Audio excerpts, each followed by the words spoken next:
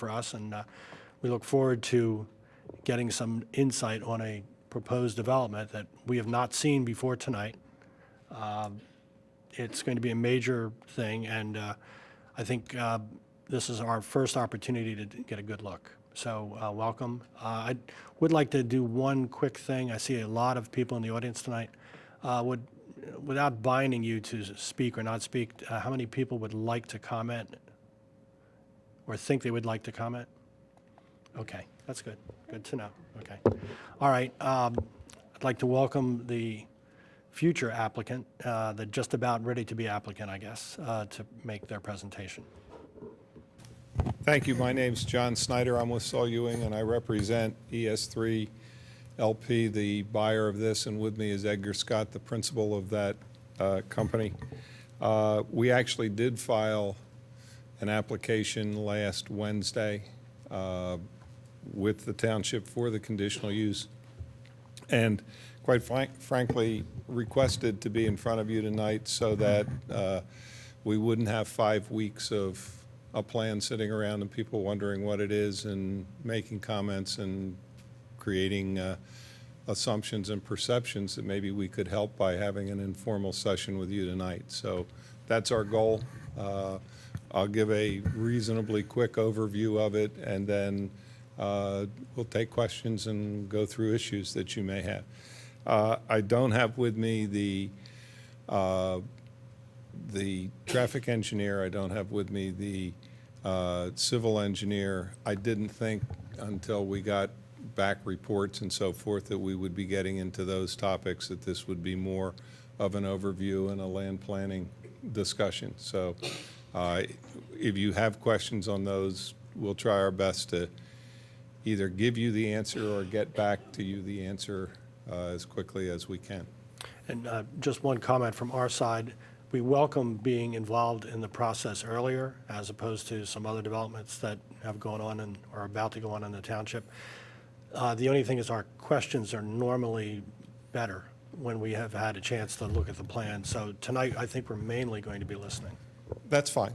That's fine. Although my guess is you'll probably have some questions that'll come to mind that you'll want to ask, and I'm sure that people in the public will too. So we'll try to do whatever we can tonight to make sure that people understand what it is we're proposing. This property is the subject of a conditional use application for a density modification under Chapter 19 of your zoning ordinance. While that chapter with its provisions for minimum open space and then density bonuses as you provide more open space, we're not looking for density bonuses. We're not looking for more development on here. And in fact, as you will see from the application and the plan, the application is for a maximum of 87 units. There's also variations to it that could have it be like 64. Of that, there are 11 existing houses on the site. So when we talk of those numbers, you should be subtracting the 11 from them when you're talking about new housing. The main house and 10 acres will not be bought by my client. That will remain with the trust. That's the lot you see right smack dab in the middle. Do we have a pointer right there? Oh, pointer. That's what that says this is, yes, right there. And so that will be retained by the trust and will simply be subdivided. What we are proposing is a development that has a number of phases, but the road system is intended to use a lot of the driveway system. For example, we want this to be a very rural one-way road coming in on the west, exiting on the east opposite Abrams.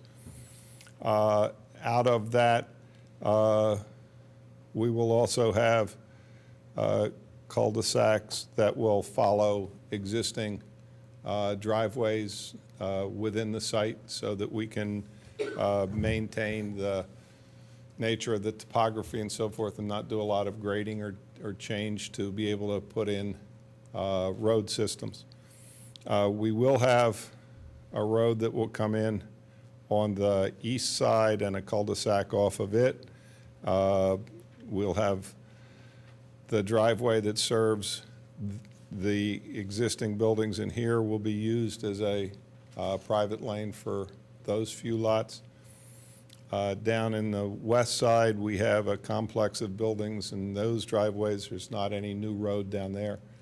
And the one new, other new cul-de-sac that would come off of Newtown Road is one that goes along the top of the ridge in the northwestern portion of the site.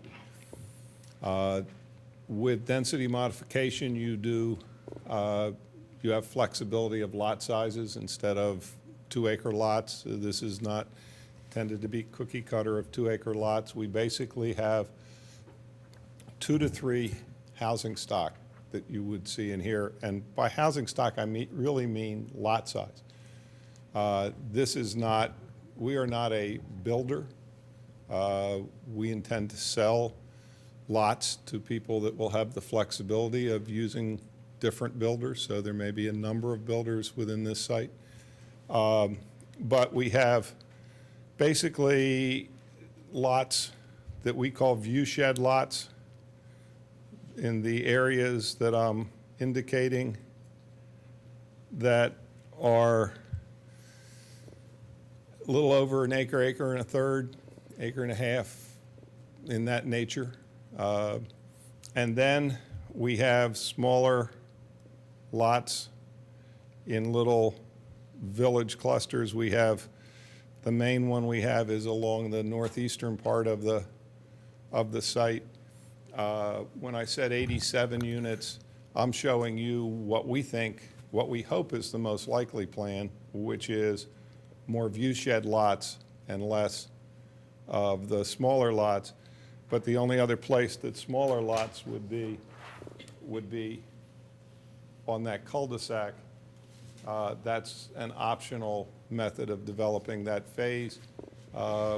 It would basically depend, I'll leave that there for a second. It would basically depend on what happens, A, market-wise, and B, with respect to our efforts to convey out other parts of the property for them to remain open and open space. So from that standpoint, our preference is the other, but our approvals are going to be based upon 87, which would allow this. How many lots on the first page that we just saw?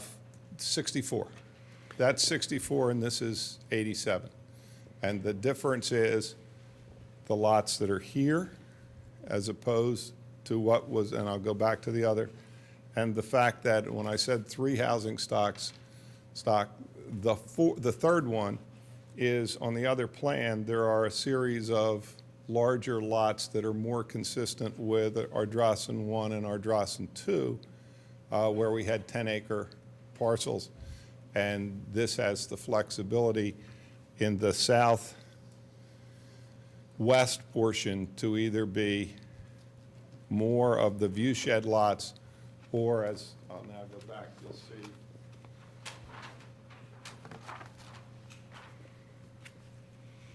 some of the larger normal standard Ardrossan 1 and 2 types of lots. There's a ridge that runs through the site, and this area over here more relates to what was in Ardrossan 2, and so there may be interest in people carrying that over to the other side of the hillside, and we want to be able to be flexible enough to do that, but otherwise we would continue the loop and have, I think it's 8 more units there, and I think there are 16 more units if they're smaller lots on the other. Yes? Now, Ardrossan 2, that's the one by The Darby- golf course, that's the one over by, The golf course. the golf course, over by Was it Godfrey Road? Godfrey Road. Godfrey Road and? Yeah. Okay, thank you. Yeah, and you can see the lot lines of some of those big parcels on the plan there. And we don't show that on the other side of Newtown Road, but I think everybody that's been there long enough that very few people don't know what that looks like. One So, more yes. clarification. The Yeah. 64 lots include the 11 lots with structures? Yes, Okay. yeah. Any numbers I give you are including those 11 lots. And one of those lots is the main house, so it's really, from our standpoint as buyers, 10 plus either 54 or 77 or some combination of them, because as you can see, you could end up building this way, but depending upon what happens with the conveyance out of the undeveloped portions, this could either be this or 25 lots, so that it could be somewhere in between. Yes. Excuse me. Can we just take a step back for just a second? Sure. Just because not everyone is intimately familiar with the plan. Would you point out for everyone Newtown Road, Newtown Road, I'm sorry, I should have done that. Newtown Road's across the top. right? And Darby Paoli? Darby Paoli Road is Right. across the bottom. And- This is the No, stoplight no, at the I- top of the hill, Right. past the willows. Okay. Stop sign. And the entire 311 acres is currently zoned agricultural? Yes, So the minimum lot size is normally 2 acres? 2 acres. Right, and I just want to look at my notes here for a second. So the view shed lots, under this density modification, you were talking about having them be 1 to 1 1/3 acres? Mm-hmm. And the smaller lots, which I assume are the About cul-de-sac? 3/4. About 3/4? three-quarters. Okay, so that's all part of what you would be doing the density modification, reducing it from the minimum of 2? That's correct. Okay. And under density modification, we're required to have a minimum of 15% open space. We are showing the required open space, so we don't get into any misconception as to if we show something with nothing on it, that it's required open space. The required open space are the areas that are in slightly darker shading on that plan. They're green on the plan here, but don't show up as green on the screen. Actually, that was going to be one, I was going to ask you to review what the different shadings mean. And actually, Jim, is there any way for you to zoom in this just ever so slightly? I don't know if you can pull it down a little bit. Sure. It's a large plan to try to see. Thank you. So can you walk us through Sure. what the different shadings mean? The yellow shadings on the plan, which are this color on the overhead, and I guess on television at home, this color as well, those are actual lots, proposed new lots. Proposed new lots, Some of them have existing houses. Some of them don't. Some of them have proposed new house sites. so in this corner down here that's off of Darby Paoli Road, backing up to what you were calling our Drawson 2, Yeah. those are about a half a dozen, This is a lot that has Existing. existing. This is a piece that is to be conveyed to the next door neighbor. on So- Darby Paoli On Road, Darby Paoli. right? Okay, 1, 2, 3. Perhaps, right, but got it, sure. 1, 2, 3 new large lots under this scenario. And the access for those would be off of the existing driveway on Darby Paoli Road? You have this driveway down here, and then, yes, you would come up off of Darby Paoli. Darby Paoli Road. Okay, and so, then you called for basically 2 new access roads One here. off of Newtown, right, One okay. there and one there. All right, my final question is, the ridge of homes there, you said they're at the top of the ridge? These. Yes, the design would be such that we would see those from the corner of Darby Paoli and Newtown Road, or they'd kind of be on the back side of the ridge and we wouldn't see them? The concept, and Mr. Scott. Not can to commit, say but that, just curious. My belief is that they've been sited up high enough so that they're not viewed from down at the corner. Okay, great, thank you. Supplement it with a little landscaping. Okay, great, Okay. thank you. And as I said, the houses in this phase, where there are 2 existing houses and a barn. Mike, please. Oh, just please use the microphone, thanks. Unless sorry. you prefer. 2 existing houses and a barn, and this area here would be served by the existing driveways. Where's the, what I call the cow part of the farm, the Ardrossan cow sign? That's all of that? Yeah. Okay. And then down below, the little white houses you see across from the other cow pasture? There's 3 little white houses there? Right. There are Okay, 2 thank right you. at Sawmill, and then there's Yep. 2 down further. Thank you. Okay? Those are the 2 little white ones. Mm-hmm. And then that's the one that's right across from Sawmill. Yep, great, thank you. Okay. And then the required open space is what is shaded in the darker color. And what makes those particular areas the required open space? So it's just part of the 15%, or? Well, when, we're required to have 15%. And we're required to establish where it is going to be. So we have taken natural features. There's a stream and wetland in here. There's a little pond in there. This is a hillside that's pretty steep. So that those are the areas that are the required open space, because the protection of those natural features is, I was going to give you your 3 goals of density modification, which I think we meet all 3 of them. I think it's very clear. To encourage conservation and use of open space in new residential development, to encourage land development which preserves trees and natural topography, prevents soil erosion, promotes the best interest of the township from aesthetic, ecological, and natural resource standpoint, and 3, to encourage attractive arrangements of dwelling by permitting the design and layout to be closely related to the physical characteristics of the site in harmony with the surrounding tract. A lot of time was spent figuring out where on this site the specific lots should be placed with respect to the topography and the other natural features. And we certainly would encourage the Planning Commission to set a site visit or a series of site visits. We're happy to have more than one time so that you don't have to have everybody at one time if they can't do it. And have you out and walk through the site and the plan with you. So then the rest of the plan that's white, what does that represent? Additional open space, or? Well, it is undeveloped area. It is going to be owned as investment parcels. Our goal is to have that never developed.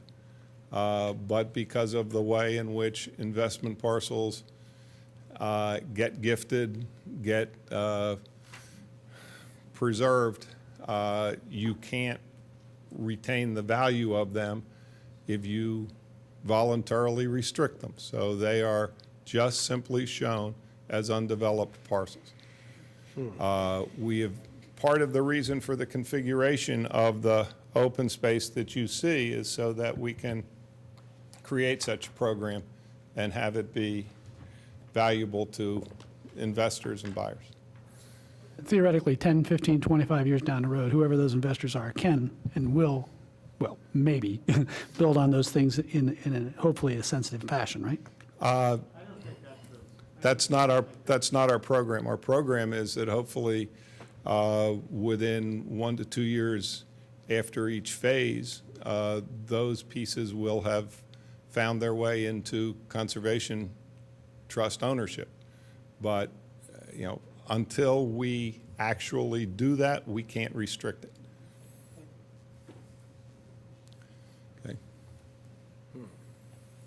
Okay. That's kind of the nuts and bolts of what we have. Do you have any other questions that come to mind? I think I should give you folks a chance before I jump in. Okay. One thing that jumps out at me is the access to this property. Abrams Lane is very, very narrow. And Newtown Road isn't much better. There's absolutely no shoulders or anything like that.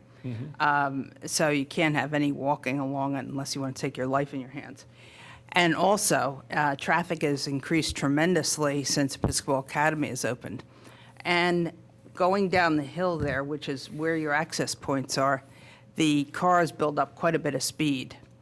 I don't think having a single lane access point is adequate. If you have people turning in or waiting to turn in and somebody's trying to come out, I think it would be a very bad traffic pattern. So I think at least your entrances, and, actually, I think the main roads need to be 2 lanes. And I understand why you're doing this, but I don't think it's good from a planning standpoint. The only one-lane one, the only one-way one, would be the loop here, which would serve How many houses? those units. Quite a few. 1, 2, 3, 4, 5, 6, 7, 8, 9, 10, 15, 16, 17, 18, 19, 20, 21, 22, 23. Yeah, that's too many houses because you're not going to have 1 or 2 cars probably in most of these houses. You're going to have more. You're going to have service people, trash, maintenance, landscapers, things like that. And I actually circled through there tonight before coming here just to look at the road, and the property is just gorgeous. So I'm glad that you're attempting to keep the open spaces open and the view shed and so forth. But I'm really concerned with the traffic patterns, not the patterns, but the width of the roads. I don't think it would get past Delaware County. I know it wouldn't go past Delaware County Planning Commission. You can't have, I think it's 7 or 9 houses on a single driveway in, and you were considering putting on the upper part there, how many, Which upper part, you mean? where the smaller lots would be? Up here? Yeah. How many? I think there's 16 in there. Yeah. Was that the max in that area, 16? Yes, except for these 4 here. go Okay, well, with that's that. 20, 20, yeah, basically. yeah. And again, how wide would that road going? That would be, 14 and 4, 14 and 4 is 18. Houses, 18 houses, okay. What would the width of that road be? I don't believe any waiver was asked for the width of, intended to be asked for the width of that road. I would have to defer that to the town, to Okay. our engineer, but we will certainly get you back that. That is a two-lane road. Would be 2 lane. Yeah. I think the others need to be also. The only reason for doing this was to preserve, A, the tree line of it, and B, the nature of the approach to the historic mansion. Well, I When agree you- with you on that, but I think you need to find a better way of doing it, because I think we have to consider the safety of the people who are going to be living there. And I'm sure that you can somehow get 2 lanes in there, because, for example, when you have snow removal, where are you going to put the snow? The road's narrow as it is. Yeah, on the, I mean, the reason why, why don't we use a mic? Eddie, stand up to the mic. the reason why we proposed this was because as we saw it, the incoming lane would be the main entrance with the gates. Speak louder, please. The incoming lane would be through the existing gates, and there's a lot of room to back up if you're trying to turn in. But when you try and come out that as an exit, you're kind of down low and you're kind of looking up and it's hard to see. Whereas coming out, a single car coming out opposite Abrams Lane, it's up higher, so it has a better view. And instead of having, essentially a 4-way interchange, you just have one car that's looking to turn right or left.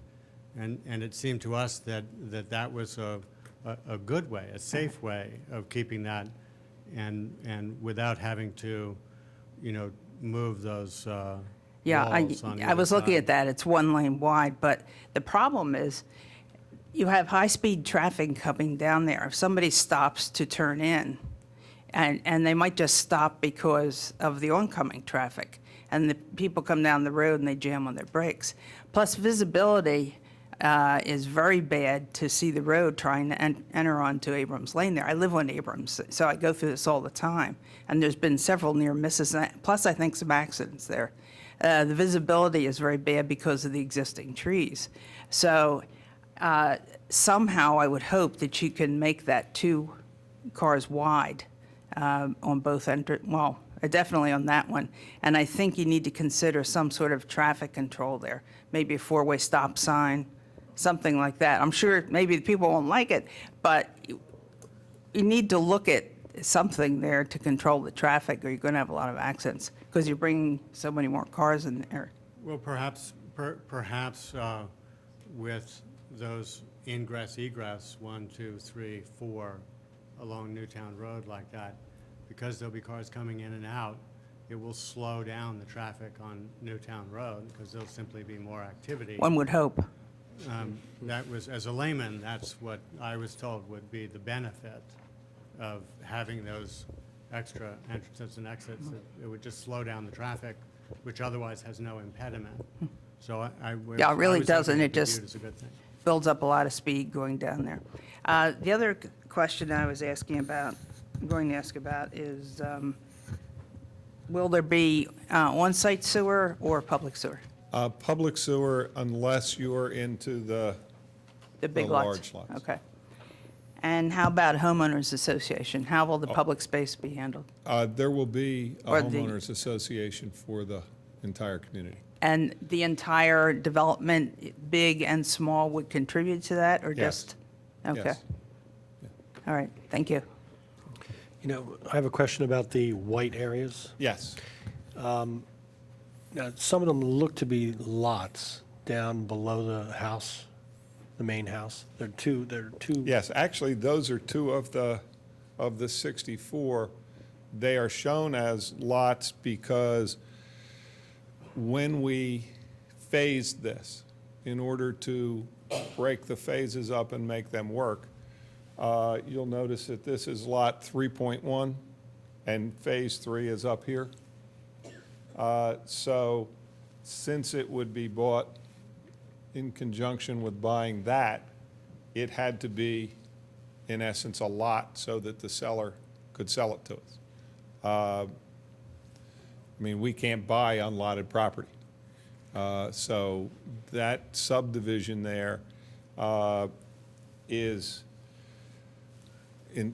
lot is intended to be part of the investment type is that areas that would go. Is that an existing lot? No, that's why we had to show lines on it. Okay.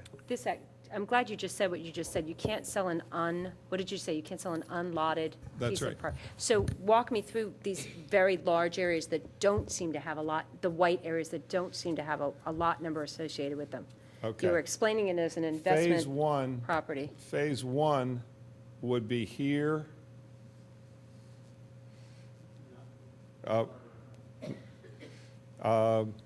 Just a second, let me get the, Mr. Kunda, if I That's have a not really my question for question. the I'm applicant. just asking, the large white area doesn't seem to have a lot number to it. What's the that's distinction between a correct, lot because number that? it's not counted as one of our 64 or 87 residential lots. Okay. It's, the notes on the plan say that it can't be used residentially without a future amendment to or modification of the conditional use approval and a subsequent subdivision. Okay, so it's going to be its own lot, but cannot be developed under this current conditional use application. That's It would have to correct. go through yet a different process. That's correct. That's very Yes. helpful to know. Thank you. And Appreciate quite that. frankly, just so you know, for example, in the middle here, there may be 4 different investment parcels in there, but they would all be subject to that restriction against being used without further conditional use approval and further subdivision. Okay. We have a question from staff. Sure. Hi, Mr. Snyder, and I think it might help the audience and the folks at home. It's such a large parcel. If you could maybe divvy it up into quadrants, slide that to the middle of the table, and maybe walk us through, the upper right quadrant, and go through the different land types you have there, the open space, the investment property. And Why I don't- think it'll help the Why don't audience we wrap their try- arms around We it. have numbered phases that may or may not be the order in which, but why don't I go through the phases? And so who controls the making it? Mr. Doling, and he will gladly zoom on anything Okay. you point I to. want this portion of the site Take a look. right now. So that works. Okay.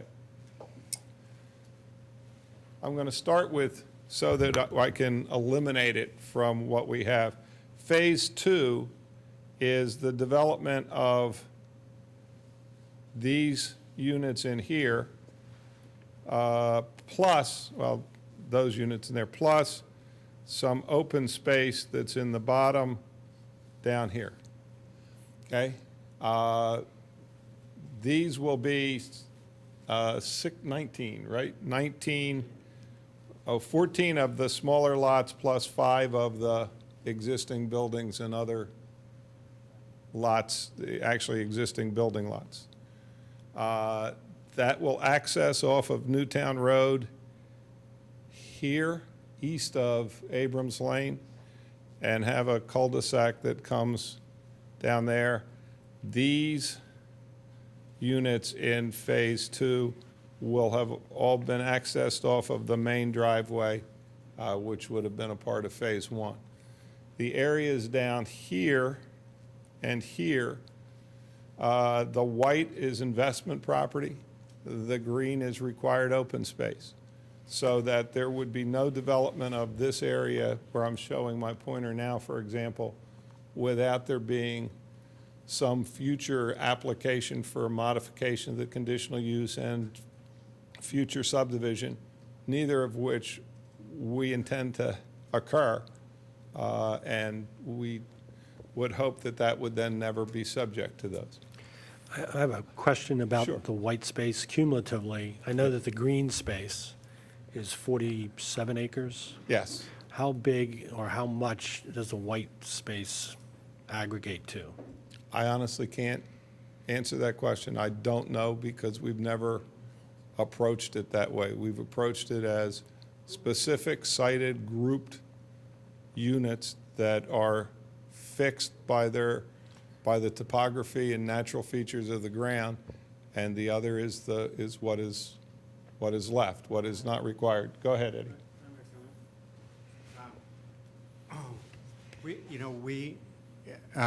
We arrived at this plan because we wanted to do something that was unique. And so when you approached it from just, the sort of the creative side, and urged on by some people, we ended up with these pods of 3, 3, 4, 3, and 3. And if you go out there and look at those, and those 16 lots are what we call Phase 1, and that is where, we'll begin the project. All of these lots have spectacular views. They're absolutely awesome, to the point that, these 3 lots don't look at these, they look across diagonally, and these look diagonally, and these look down this long chute. So when we got this plan on paper, and then we had to say, well, are people willing to buy that kind of thing? So then we had to go and do a market study and figure out whether people wanted to buy this and what they want to see. So as always has been the case in the past 2 efforts at Ardrossan, it's really the incoming people who are participating in the preservation of open space. So, from a creative or artistic point of view, those white areas are the areas that those 16 lot owners are most interested in because it's their view shed.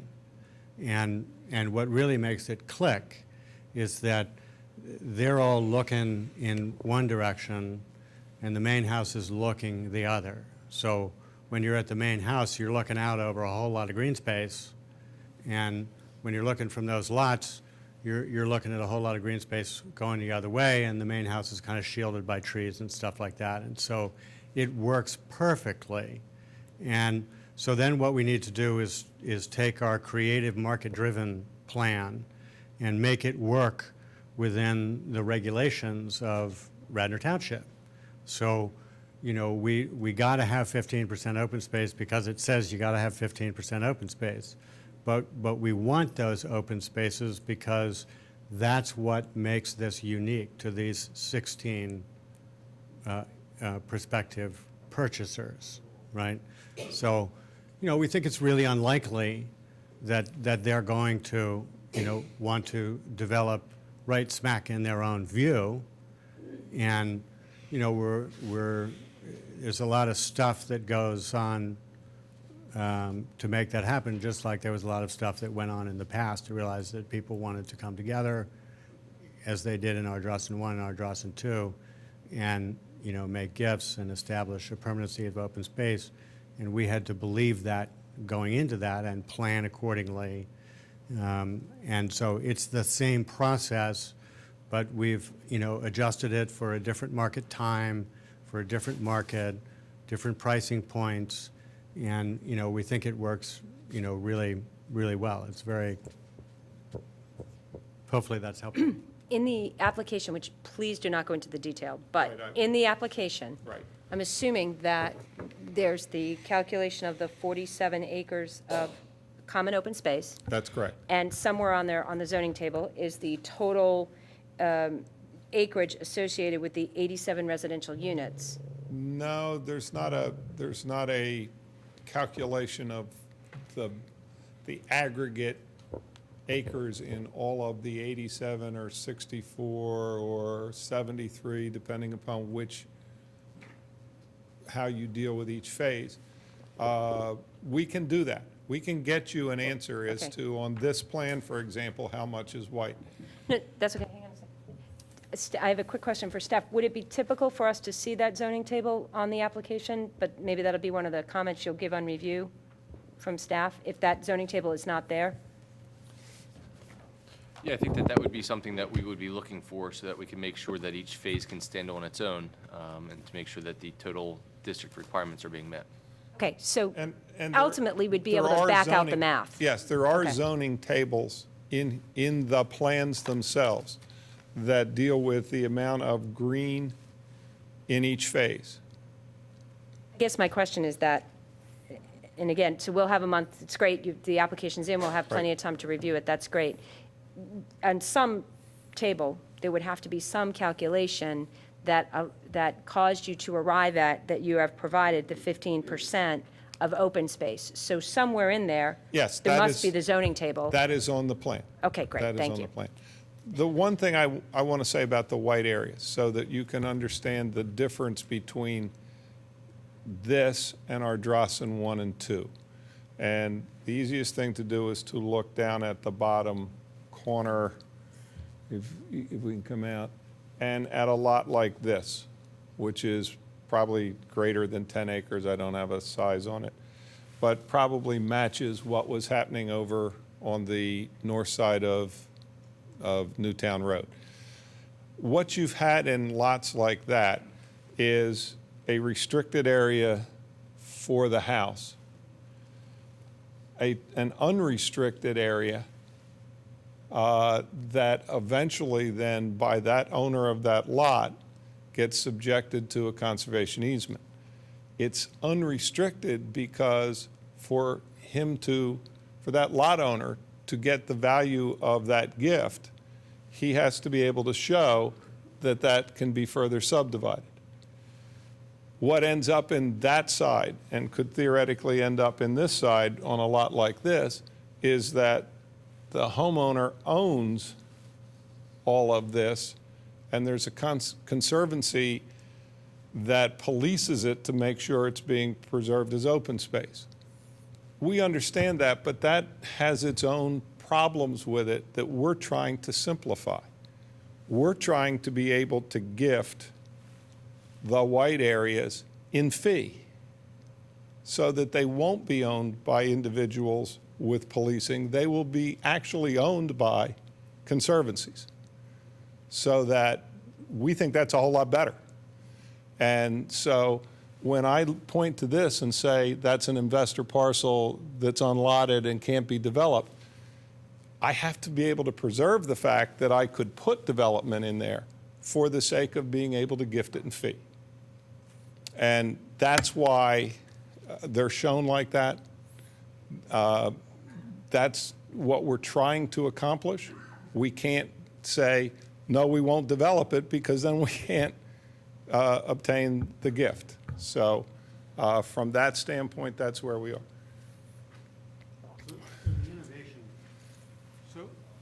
So the innovation that we're trying to achieve in this plan is, and, you know, there have been a lot of conversations saying, you know, Ardrossan 1 was great, but, you know, too bad it couldn't be sort of clustered up somehow, so there wasn't, you know, just, you know, big houses across the field, and there could be other forms. But, you know, you got to figure out how to make that work in terms of the regulations that you have to meet, and also in terms of the incentives that you need to provide people with. So, you know, to my knowledge, you know, this is the first time that we've been able to, you know, take a small parcel, you know, an acre plus, acre and a quarter, acre and a third, and make that available on a fee basis, and then essentially to create that common entity, which allows a lot more flexibility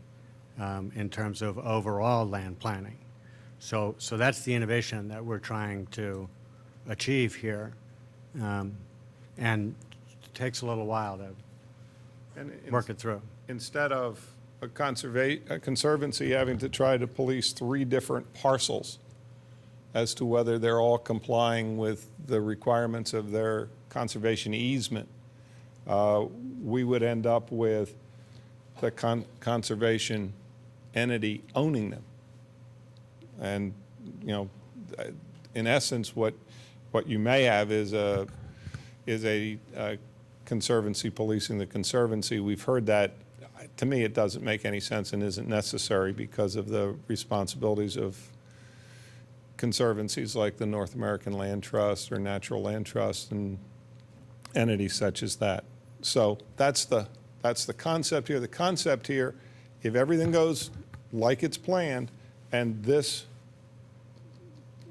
64-lot plan ends up being what happens, the white areas and the green areas, except for the little bit of required green in the mansion parcel, would all be owned by conservancies or by the municipality if it acquires any of them. So that's, I mean, that's another option, but that's one way or the other, those areas would end up being owned by those types of preservation groups. Okay. In your preliminary discussions with staff at the township, the open space component, did the discussion include the new ordinance we have for dedicated open space or fee in lieu? Staff has not had any formal discussions regarding this subdivision. I've had officers of the township explain to me that there is a fee in lieu situation, and we understand that.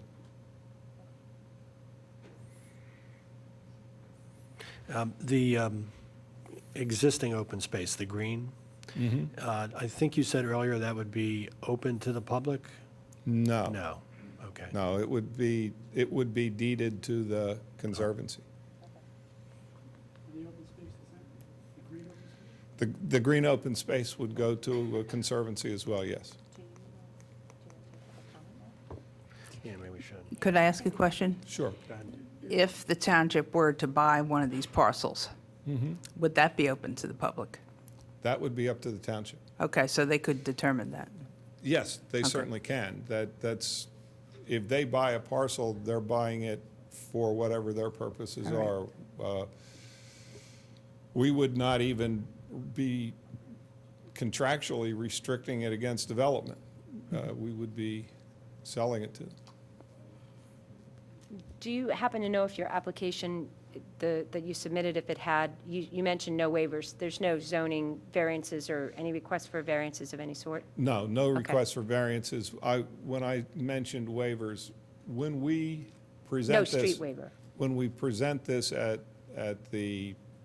after the review from the engineers, And when we present it at our hearing on our conditional use, we'll have some testimony about the type of waivers we might want Okay, for the nature of the development, because we're trying to create, as I read in here, development which preserves trees and natural topography and things like that. And so we may be requesting certain waivers to allow greater preservation and protection.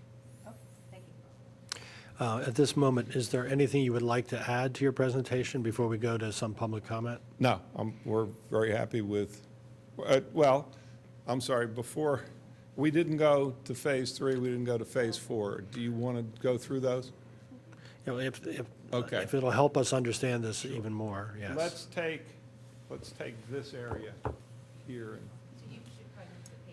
I'm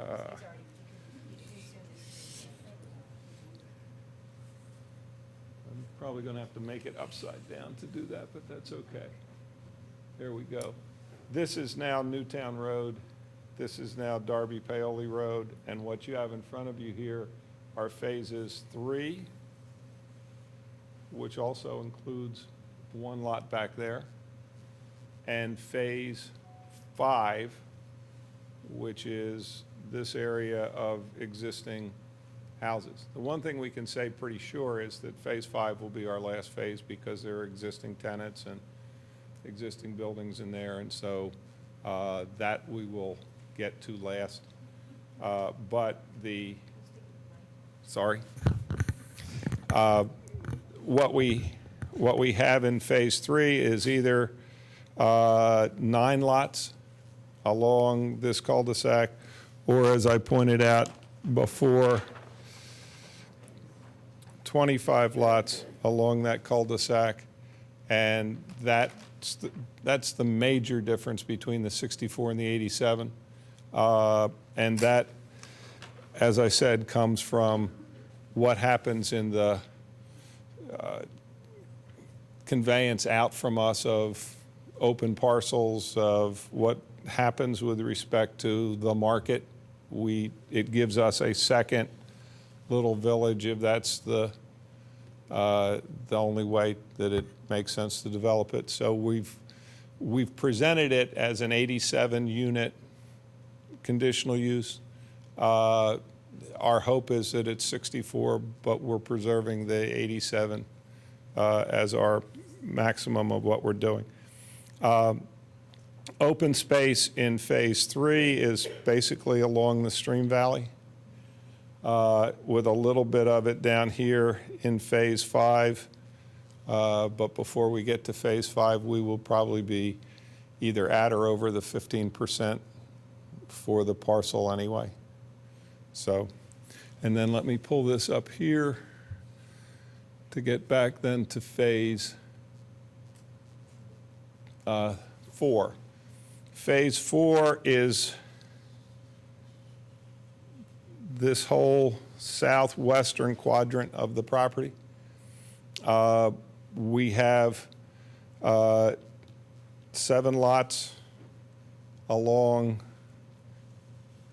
2 little cul-de-sacs that come off of that main drive loop, and we have some existing houses along Darby Paoli Road and the potential of some large lots, or the potential of connecting that loop and taking a lot of those same building locations and putting additional view lots on them. This is probably the most flexible portion of, or phase in the project. It could develop in almost any combination of those, because you could still have large lot down here, but some of those view lots, it's kind of its own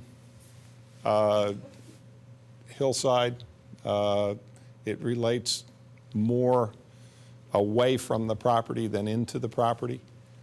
So it gives us more flexibility as we adjust to what potential buyers want down there. Okay? Okay, I think at this point, we'll take public comment, which by now, perhaps we have some public comment. And thank you, and we'll, I'm going to turn this around, and maybe we can get it up to the full size again. Whoops, maybe it's, keep coming down, and I'll match it to you. Okay, good, thank you. thank you very much for this first look.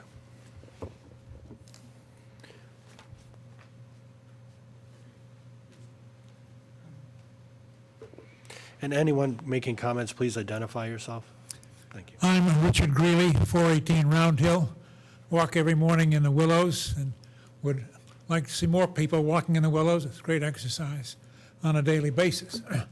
I then often drive up Newtown Road to get out to the main Wayne center of town, and Ms. Bogosian has identified some of the problems I see.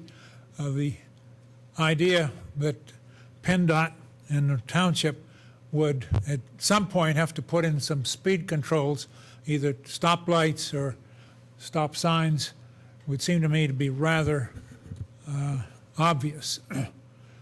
There already is backup on Newtown Road in the evenings going back and increase traffic in both ways from, as you mentioned, the Episcopal development. I have one other question. I'm thoroughly confused about the white areas. It was, you said they were investment areas, but you expect them to be conservancies. Now, did you mention gifting these areas to, say, the Radnor Conservancy, or they would buy them from you as an investment?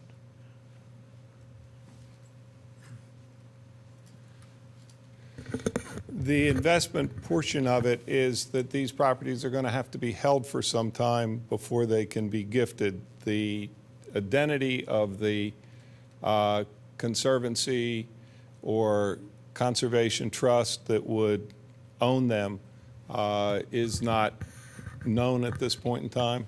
But in essence, the program would be to gift them. If somebody wants to pay us for some of it. Can I ask you a yes. hypothetical that may help us understand? Sure. Are you saying that, let's say, The inside of the circle, the corner, let's say the corner. okay?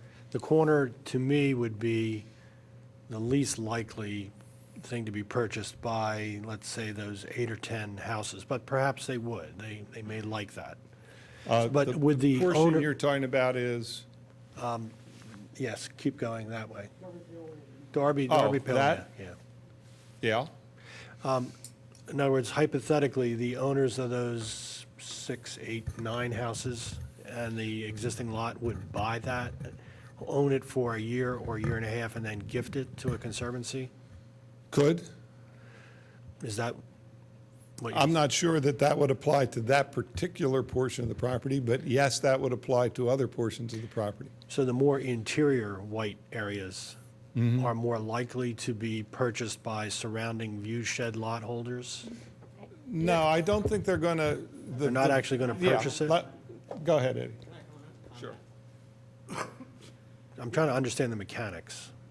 Well, the mechanics are a completely different story, right? We're trying to comply with the regulatory requirements, and we're trying to point out that we need these white areas to be the way they are, because we don't want them to be constrained, you know, and because if you say, well, this is open space, the same as this is open space, then you're saying that you can't build any more buildings here. So understand. that would be like throwing a lot of money out the window. What I'm guessing is that that has a value, and that if it's a gift, it's a deductible gift, and so the higher the value, because it could be developed, the more important it is to maintain the possible fiction, possible not fiction, that it will be developed. That's correct. And the permitted density on this site is 146 with the amount of open space we're preserving. What we're saying is there would be some sort of investment entity that would own pieces of the white. Now, to say that investment entity is going to be only investors who also buy houses is something that we can't say. We may find people that are very interested in helping to preserve Ardrossan and want to be investors in one of those investment partnerships, even though they don't own aren't buying a house there. There will be investment entities that will own them and eventually gift them, is the way our program works. It's a wonderful idea, and it just seems like it's not especially guaranteed, that's all. I mean, the way you've explained it. Maybe there's something I don't understand. Well, That's why we're asking again. you know, our proposal is to set up those entities and to create those entities for future gifting. Your protection is like it is in any other of the Ardrossan parcels you have. We can't come back and develop anything on them without coming back with, without new proposals. So let me just try something different. So over in Ardrossan 1, for instance, where there are very, very, very large acres, lots that are owned by the homeowner, That's correct. and they could further subdivide that property, but you were trying to create a situation here where a homeowner, a lot owner, owns their 1.5, 1 1/3 acre property. They pay their property tax on that amount of property, and then they may or may not decide to also be an investor in one of these open space areas, but they're not obliged. The way that Ardrossan 1 was designed, they were obliged to own the entire lot, basically, because that's how big it was. Let's try and set that up, you know, correctly, because of course we were having the same kinds of conversations then, you know. So what we said then was we had 16 lots, and the question was, could we identify 16 people who, you know, wanted to buy these larger lots, and they wanted to make a gift, right? So, you know, council at the time said, you know, a group can come together and decide to make a gift. And so, you know, that made it possible to do all the things that were necessary to get to that point where they made that gift, right? So all we're doing now is, you know, we're rearranging this to meet, you know, to today's regulatory requirements as those apply to not only the development of the land, this is a different land plan from the 10-acre plan, but also gifting is there's some different rules that we need to comply with if we want to gift something. But so it's the same concept, though. It's not the same, but it's the same concept. And so we're trying to do our very best to not explain it to you, because we don't want to have a conversation about donative intent. We must preserve donative intent. That term again? Donative intent. Donative, thank you. Right? The free, unfettered right to gift. So, you know, we're trying to talk all about this development, but at the same time, we don't want to talk about it in a way which might have any impact at all on anybody's donative intent. And so the question is, you know, how do we do that? That's really the whole, you know, enchilada. We've been able to be very creative on paper, you know, with a really good plan and a much more creative use of the land as well as gifting. But, you know, it's new. We don't really want to talk about it, but we are, you know, within our rights to do it. So we're trying to, you know, thread that fine line. And I do think, and I want to reiterate, I hope you all will come out one-on-one, 2, 3, whatever. Please come out, take a tour of Ardrossan with me, and look at how this looks when you're on the land and what we think motivates the market in all its perspectives. And I think it makes a lot of sense. Hope Could I you all ask you a do. question about Ardrossan 1? As I recall, and please correct me if I'm wrong, those lots had, the idea was you build one house on it, and the balance of the property would be deed restricted or gifted so that the initial owner would get a tax write-off for gifting it or putting it into a conservancy easement. Was that correct? No. I thought that was in the, The difference is that at the township approval stage, you can't restrict the use or future development of the ground so that. that wasn't my question. But what I'm, well, Go ahead, let me finish that. continue to explain. So that in the conservation easement. I understand That was that. voluntarily gifted, there was a restriction to a housing site. And the rest of it, now the housing sites like this were shown where they would be, but it didn't prevent that buyer, if he wanted to instead subdivide 4 or 5 lots out of his 10-acre lot. I thought there was some sort of fairly lengthy, I remember reading, I was on the planning commission at the time, where you assured us, and I understand that you cannot say this will be deed restricted into a conservancy easement because then it loses its value. I understand that fully. But wasn't there something in Ardrossan 1 that more or less tied that particular homeowner to not subdividing? Well, in Ardrossan 1, there was a partnership that was the acquisition entity, and the distribution from the partnership was the lot that each buyer bargained for and their proportionate share of the gift. That was the partnership, mechanism.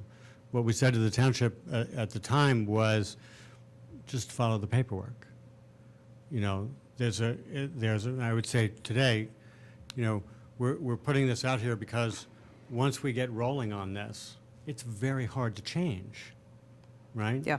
We got to come back and start all over again. That's why we have on the one hand 87 lots and on the other hand 64 lots, because we can't come back. Yeah. We got to make our best guesstimate going forward. But just like that first time, you had to go along with the idea that your subdivision plan did not preclude further subdivision. That's all. I thought there were some tighter restrictions in there because I know we had long conversations about this. Yeah, no, I mean, it was a Okay. problem, but when you think about it this way, in order to preserve donative intent, we can't I have the understand that. restrictions, Yeah. right? Yeah, I think we'll have to get a conservancy person. Yeah. okay. I Oh, was just. actually, I have another question if I could finish up. Sure. Actually, I think it's more of a comment to the board. I think what they're asking us to do is to trust them on those wide open spaces, that their intent is to do that, but they really can't guarantee that somebody wouldn't buy it and develop it into houses. So I think we need to keep that in the back of our mind, especially when it comes to road and access, that there is a possibility that down the road could be developed on there. And I understand fully where you're coming from, and I understand that, and why you're doing it, because I went through it with you folks the first time around, and it worked there, as far as I know. I don't think any of them were subdivided And after that. it's worked all Yeah. over Chester County, Delaware County, all over the United States in conservation easements and conservation gifts. And we would hope, quite frankly, that at the time of the gift, if the IRS asked the township whether this property was restricted against development, the township would say no. Yeah, I agree. However, I think we need to keep that in the back of our mind, because this is quite different than 1 and 2, because you have clusters. So therefore, you need to think this may be developed beyond this, and it may not. But we need to keep that in our minds when we're planning it, with relative to access and health, safety, and welfare of people who would live there. So you were saying we were going to, Do public. I mentioned, remember that when you decrease the density, you increase the cost of delivering each lot, right? So the developmental costs, the roads, the water, sewer lines, are many times a typical lot in Radnor Township. So we're trying to do things that minimize the development of the property, and that includes infrastructure. Anything we can do to minimize the infrastructure is good. But these lots are already carrying a very large burden because, you know, there's a lot of road surface to house, right? There's a lot of sewer line and water line per house as compared to a typical development.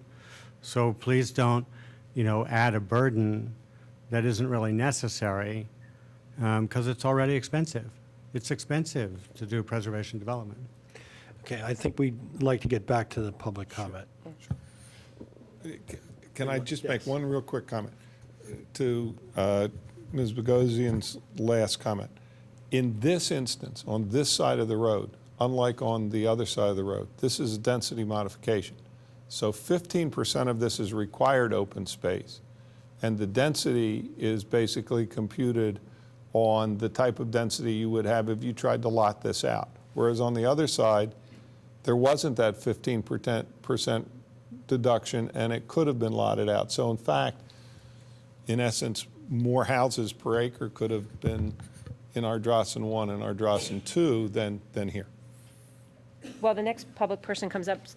Steve and Kevin, I'm wondering if it would be helpful at a future meeting, do you think we could have a brief presentation by a Conservancy member who could explain a hypothetical situation about how these terms, gift and fee and donative intent, work? I mean, both so that the board understands it, but also so the public, because I think that that's... I can explain at a later meeting. Okay, great, Peter.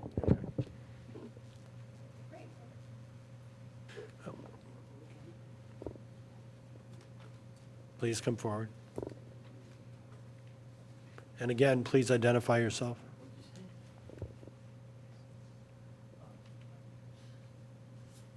Martin Snyder. I live on Newtown Road.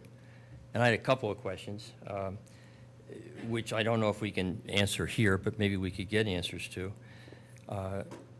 You mentioned Episcopal Academy being built and increasing the traffic on Newtown Road. And I would like to just point out the obvious of Lissitor, which Toll Brothers is in the process of building. All of those people who commute to the main line are going to use Newtown Road. And my interest in this is that I can't really see well enough, but I suspect that the road of that development in the northeast corner comes out through the existing gate in the stone wall where they just took down some big trees. And the driveway I use is right next to it, and I would suggest at the present time in the morning, getting out of the driveway is what I would call merge or die. It's really a serious problem already, and I think it's going to get to the point where a traffic light isn't going to necessarily even solve the problem. I mean, and what I'd like to know is how many additional houses, the maximum number of additional houses on this plan that will use Newtown Road as their ingress and egress. And I just can't count them off of this thing, and I'm not going to have a copy of the plan. So that's a simple number. I mean, whatever the number is.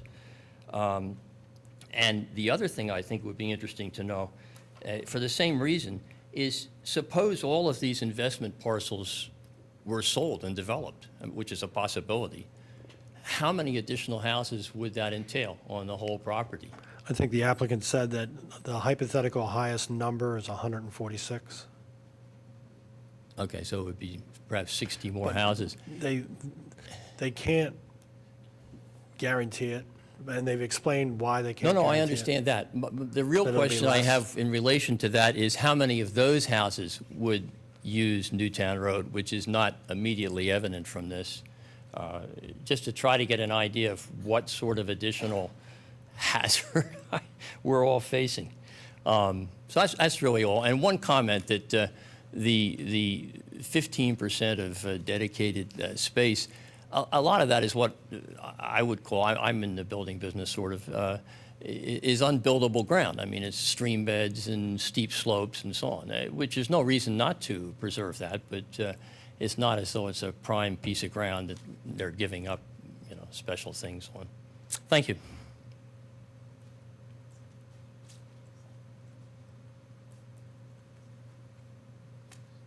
Well, we have plenty of opportunity for people to say something if they would like. Thank you.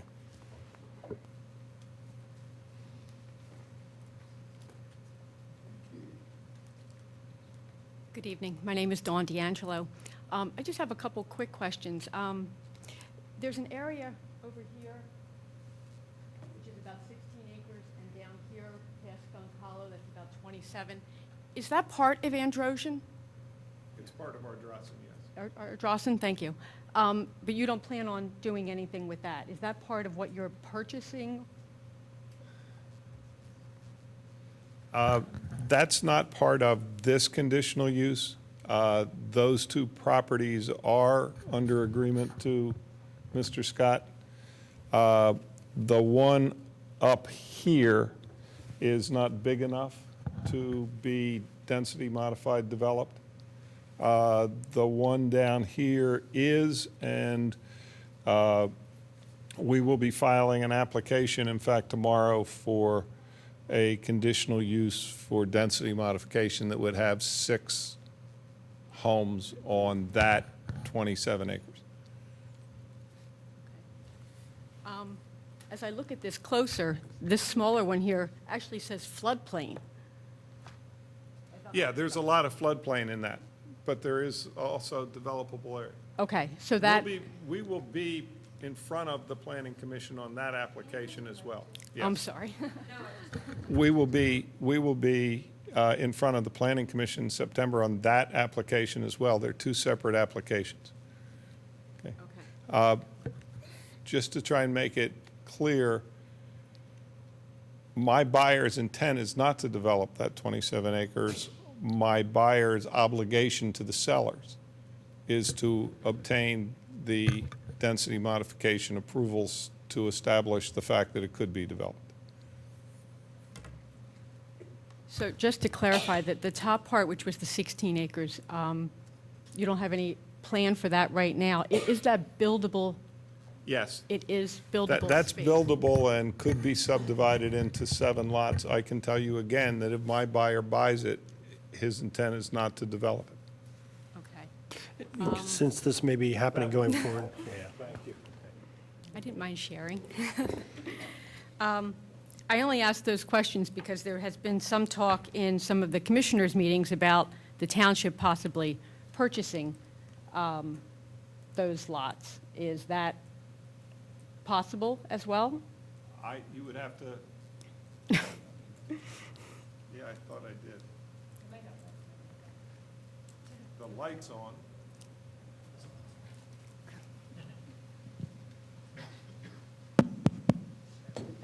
Yes, this one works, thanks. You would have to talk to the township about that. If they acquire property from us, that would be negotiated. They would have to act in the public meetings and so forth, and there would be discussion of it. Right Okay. now, our intent in buying it is to not develop it. We Okay. know that you could put 7 houses on the 16-acre piece. We know that you could put 6 houses with a density modification on the 27-acre piece. Okay, thank you. And then just one last question, and I believe you addressed this earlier, but just want to make sure I'm clear on it. These houses up top here, you did not feel that we would be able to see that from the road, those houses from, let's say, this corner here. You're not planning on seeing them on that ridge. Is that correct? I'm going to let my client answer. Yeah, I think that we hope that, they're over the side with a little berming, some landscaping. Really, they don't want to see the corner, and the corner doesn't want to see them. So it's a mutual admiration society, I think. Right. I'm looking at it from a standpoint of being a resident in the township, and the township looking to buy this space that they might not really need to purchase if you feel that we wouldn't be able to see those houses anyway. Well, we worked with Randall Arndt about the land plan and specifically in that area, and we tried to set it up so that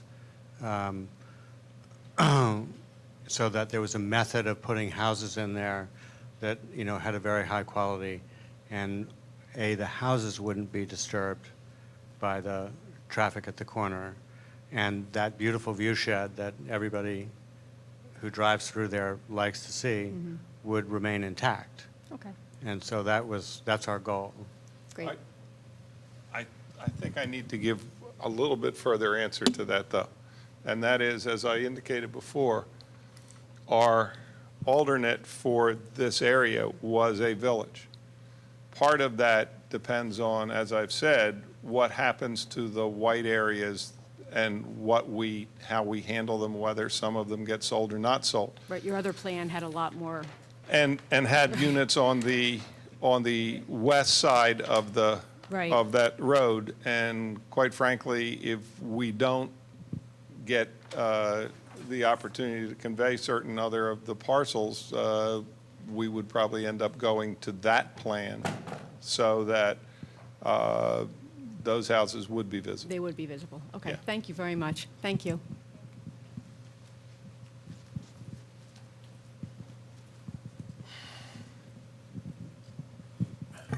Dick Reilly again.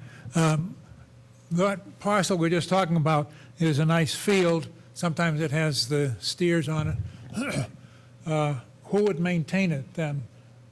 Or would it just grow up? It so often is a hayfield or a cornfield. A homeowners association.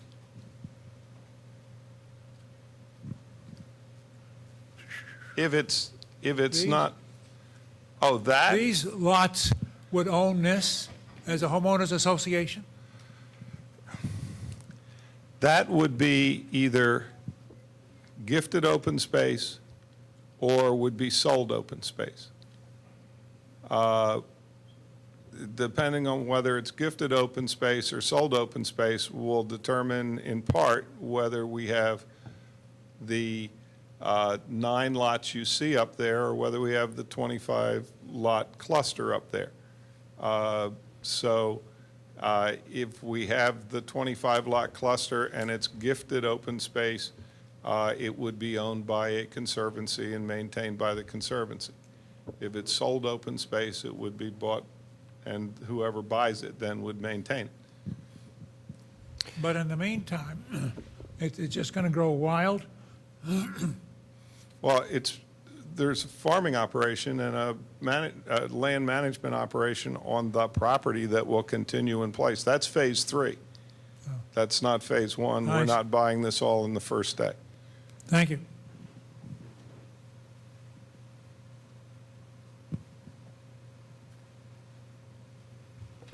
Hello, my name is Molly Clark. I'm 16 years old. I go to the Agnes Irwin School. As great trick-or-treating as this looks, I have a question and a comment. My question is, in 2011 on radnorhistory.org, the mansion was listed as a historical preservation for Radnor Township, and I was wondering if there were any historical landmark zoning on this, and if so, how you can build based on a historical landmark. Anybody knows that? We'd have to ask staff, and I think staff just saw this today for the first time. Okay. So there's a lot of work that has to be done. And the other thing, going to school in the morning on Newtown Road to Irwin's, I know this past year there was a huge backup every day, about maybe a quarter mile further down Newtown. So the idea of more buses and more cars going up and down Newtown at 7 in the morning just, sounds so aggressive to getting to school. Just a comment. Thank you.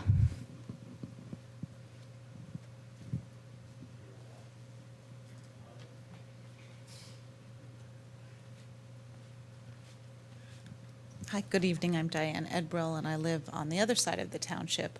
But I just want to say thank you to the folks who came today. This is very, very helpful, I think, to everyone in the township to have this opportunity at this juncture.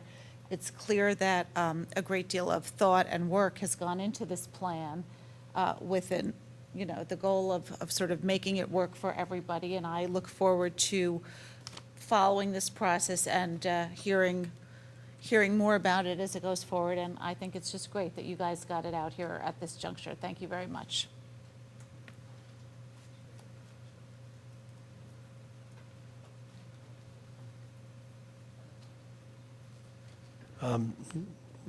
Does staff have anything they'd like to add at this point before we go to final comments? I don't have anything, thank you. All right, I'll ask the members of the board here for their final comments for this evening. We're not going to vote in any way on this because it's so preliminary. It's like a pre-sketch plan. Yeah, But if you'd like to make a comment, now's your moment. Thank you for bringing in the presentation, I think. You're welcome. We were anxiously awaiting the big unveiling. I presume staff has already given you or gave you perhaps feedback on the kind of traffic studies. I believe I saw traffic counts happening in June. I'll tell you right now, I was a little surprised that they were a little late in the morning for me personally, from the kind of traffic I see on Newtown Road. I live in that part of town, but I just would ask you to work closely with staff and really, do your homework this month with good traffic information. We requested from the township what intersections they would like us to study. We got that information back. We knew that we needed to get this in at this time of the year and get moving, but we also understand that traffic may change come September, so we've left things in place to be able to make backup counts after school starts to see whether there are changes in levels of service And if you, as a result. Right. So, and when we present that at the hearings, we'll be doing that, but we'll also make sure that, any revision to the study will come in through staff, and we'll make sure it gets to the Planning Commission as well. I appreciate that. Just living down in that area, if you would make a note, traffic really should be looked at from about 7 o'clock on. The 10 of 8 or 10 after 8, whatever I saw in June, is much of the traffic's already gone through there by then. But I think they counted then the next day as well. Okay, great, thank you. Yeah, a couple, first of all, at first blush, this is interesting, I like it very much, especially the innovative way you're approaching the deeding and all that kind of stuff on the white space. My only real comment is being, I'm an engineer, remind me, it seems to me having all of the access roads out on a Newtown road represents theoretically a kind of potential risk if there are fire issues and so forth like that. I know that's going to be resolved sometime down the road, but having worked in security for some federal buildings, having all your eggs in one location is not usually a good thing. So, but overall, I think I like it. Thank you.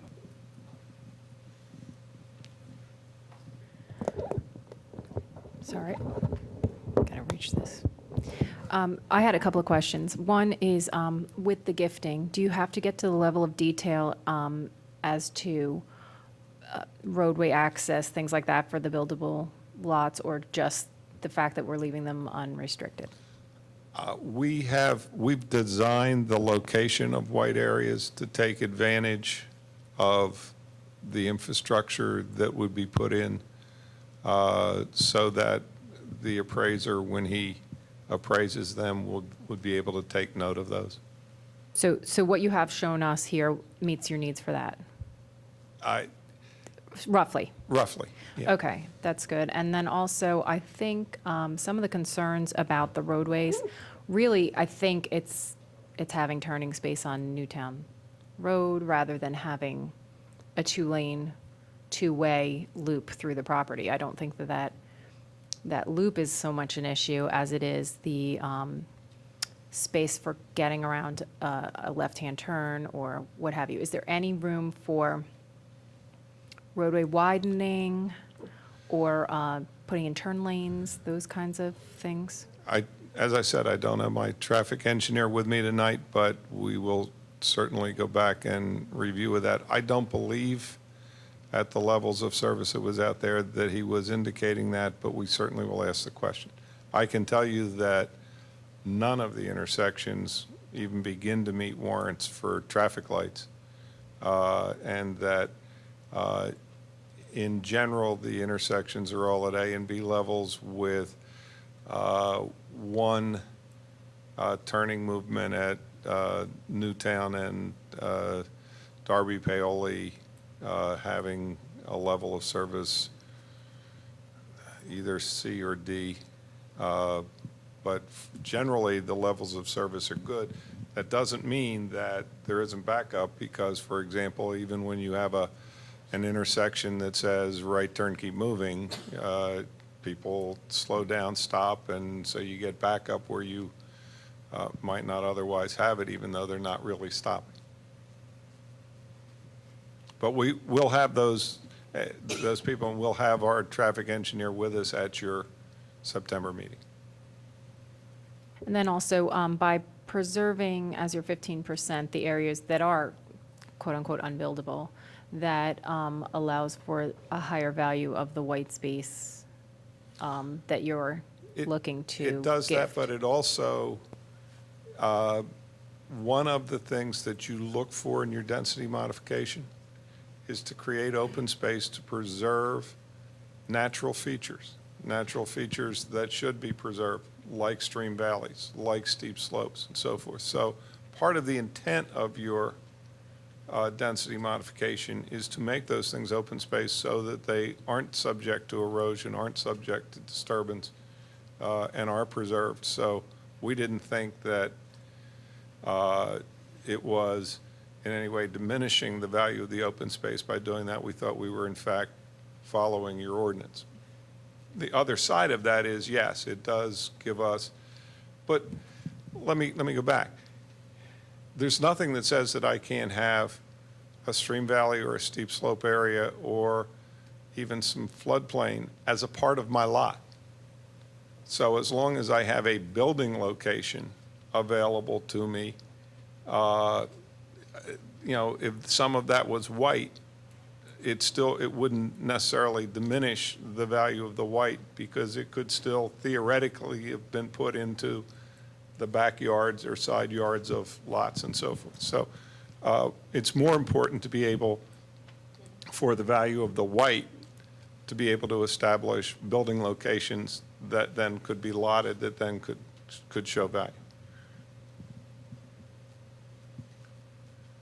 Okay, go. I just want to say that I think it's an interesting plan, and I like the way it's being developed and its overall concept of the different size properties and so forth, and creating the clusters. Could I ask what intersections you were told to study? Yes, just a second, I can.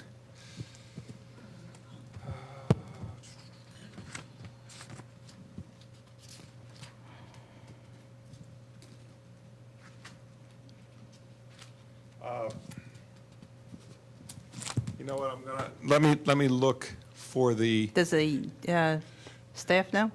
Okay, great. No, it's okay, I'll use his. I believe we were at Newtown Darby Paoli.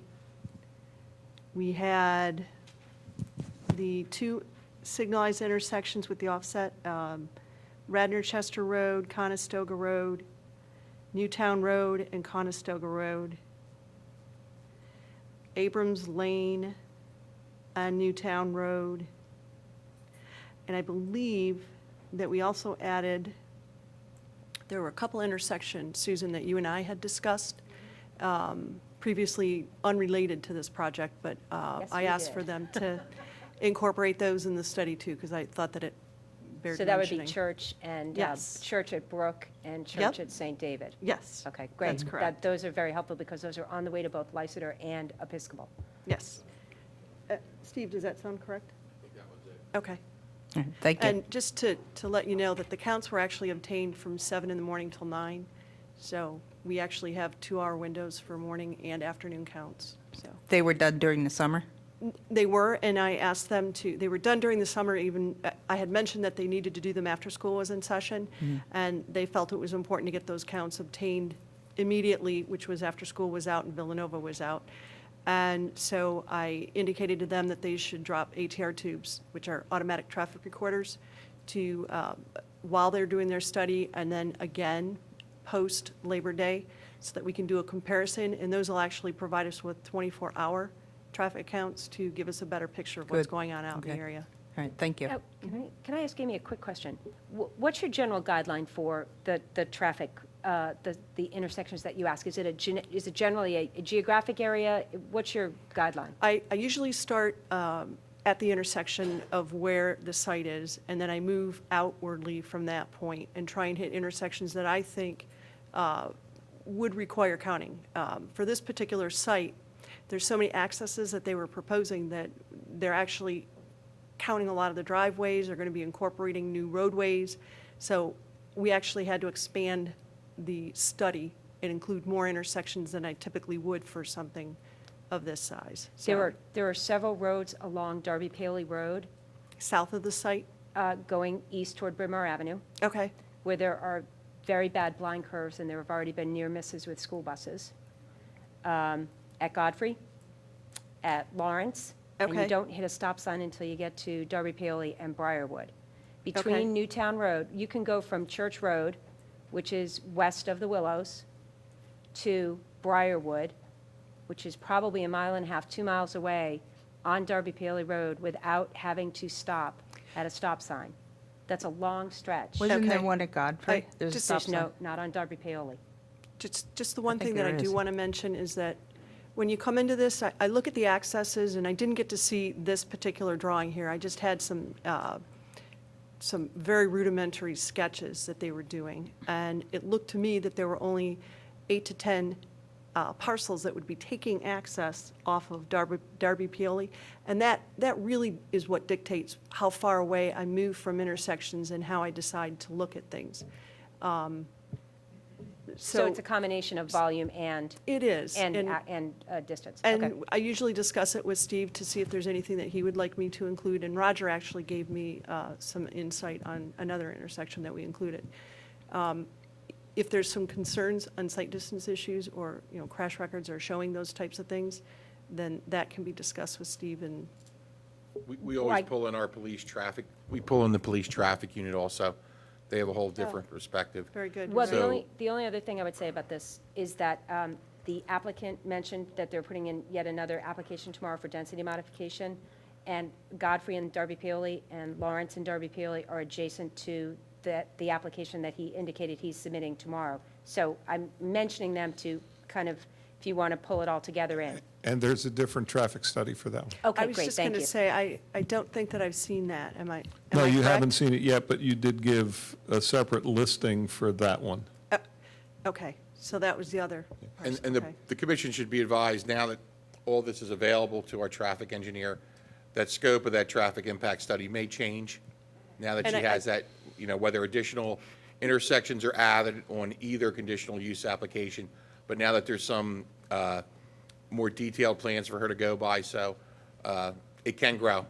You are right. I did mention that when I put the scope together, that these are my opinions, and this is something that I've discussed, but the Planning Commission and the board may require other intersections, and I usually get the response that they understand that, so. And if you look at Darby Paoli on this plan, there are basically 3 new units total that would access Darby Paoli. The rest of them are basically existing uses. I have a question for staff. Since everyone just saw the plan more or less today, will the next meeting be a sketch plan level inquiry, or are we, what's next here? This will be scheduled for the September 23rd Board of Commissioners meeting. The MPC and the ordinance requires 60 days for the township to hold a hearing on this. So your September meeting will be your only opportunity at this point to make recommendations on the conditional use application. The 60 days starts when? From the date they submitted, and that's just for the conditional use, they'll have to have a formal preliminary plan submission for the subdivision when we get to that point, if they're successful through the conditional use application. So their 60 days started August, whatever he said. 31st. August 31st, so Yeah, 60 days. July. July 31st. July 31st, so August, September. So so the planning, the 60 days is the 60 days for the Board of To Commissioners. hold a hearing, correct. Okay. For the sake of the Planning Commission, just so that you understand our willingness to work with you, yes, we have those kinds of deadlines, and we do have obligations under our agreements to keep moving forward. Our desire is to be able to put our evidence in at the end of September in hearings.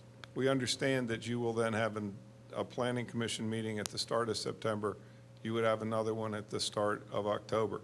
What we would hope to do is be able to space our hearings so that after we finish presenting our testimony, we would then go till a point beyond your October meeting in case you had further comment that you wanted to make based upon what had been presented, so that when he says that September's your chance to make comments on the conditional use, we've proposed a process that would give you additional chance to make comments at October, if that's helpful to you.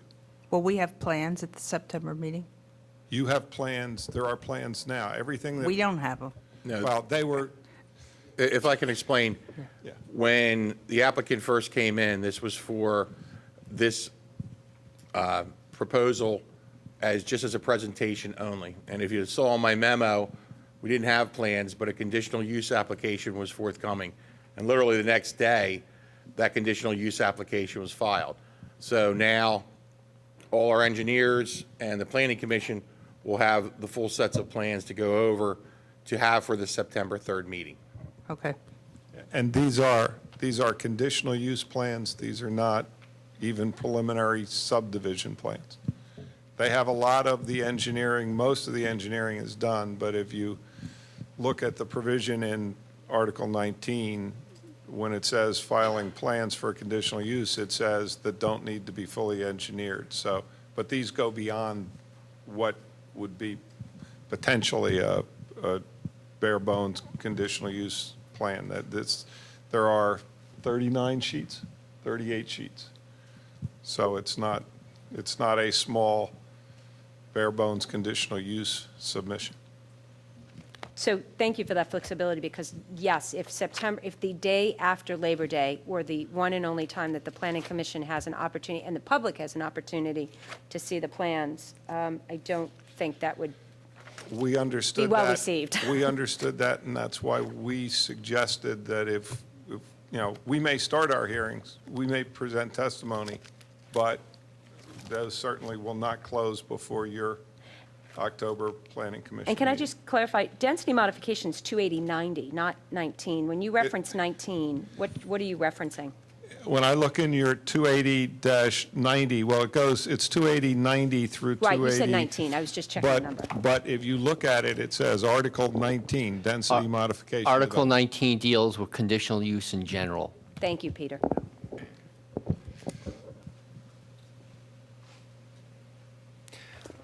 No, Article No, 19. it's a is- density modification, yeah, it is. Article 19 is specifically density modification. It starts with section 90. But if you look right above it, it says Article 19 is density modification. Article 23 deals with conditional uses in general. Yeah. I think we've covered as much ground, no pun intended, as we can at this time. I'm looking forward to comments from staff and the 37 pages. 38. 38. Do they multiply at night or something? Anyway, thank you all for coming tonight. I appreciate the comments, appreciate the applicants' comments, and we'll look forward to seeing you in September. I guess I need a motion to adjourn. Motion, so moved? Second? Okay, all in favor? Aye. Say aye. Aye.